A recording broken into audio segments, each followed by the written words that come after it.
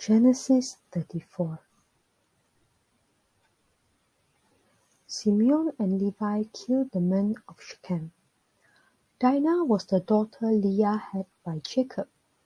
Dinah went out to visit the women of the land. Hamor the Hivite was the ruler of that area. When his son Shechem saw Dinah, he took her and raped her. Then he longed for Jacob's daughter Dinah. He fell in love with her and spoke tenderly to her. Shechem said to his father Hamor, "Get me that young woman. I want her to be my wife." Jacob heard that his daughter Dinah had been raped. His sons were in the fields with his livestock, so he did nothing about it until they came home. Then Shechem's father Hamor went out to talk with Jacob. Jacob's sons had came in from the fields. They came as soon as they heard what had happened. They were shocked and very angry. Shechem had done a very terrible thing. He had forced Jacob's daughter to have sex with him. He had done something that should never be done in Israel. But Hamor said to Jacob and his sons, "My son Shechem wants your daughter. Please give her to him to be his wife. Let your people and ours get married to each other. Give us your daughters as our wives. You can have our daughters as your wives. You can live among us. Here is the land. Live in it. Trade in it. Buy property in it." Then Shechem spoke to Dinah's father and brothers. He said, "I want to please you. I'll give you anything you ask for. Make the price for the bride as high as you want to. I'll pay you whatever you ask. Just give me the young woman. I want to marry her." Their sister Dinah had been raped. So Jacob's sons lied to Shechem and his father Hamor. They said to them, "We can't do it. We can't give our sister to a man who isn't circumcised. That would bring shame on us. We'll agree, but only on one condition. You will have to become like us.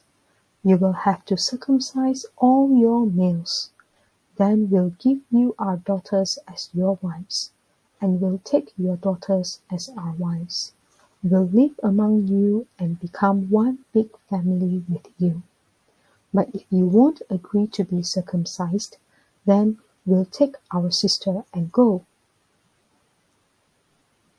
Their offer seemed good to Hamor and his son Shechem. The young man was the most honored of all his father's family. He didn't lose any time in doing what Dinah's father and brothers had said because he was delighted with Jacob's daughter. Hamor and his son Shechem went to the city gate. They spoke to the other men there. "These men are friendly towards us," they said. "Let them live in our land. Let them trade in it.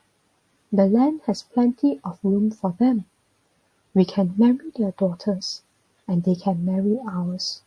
But they will agree to live with us as one big family only on one condition. All our males must be circumcised just as they are. Won't their livestock and their property belong to us? Won't all their animals become ours? So let's say yes to them. Then they'll live among us." All the men who went out through the city gate agreed with Hamor and his son Shechem. So every male in the city was circumcised. 3 days later, all of them were still in pain. Then Simeon and Levi took their swords. They were Jacob's sons and Dinah's brothers. They attacked the city when the people didn't expect it. They killed every male. They also used their swords to kill Hamor and his son Shechem. Then they took Dinah from Shechem's house and left. Jacob's other sons found the dead bodies. They robbed the city where their sister had been raped. They took the flocks and herds and donkeys. They took everything in the city and in the fields. They carried everything away.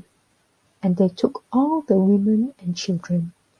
They took away everything in the houses.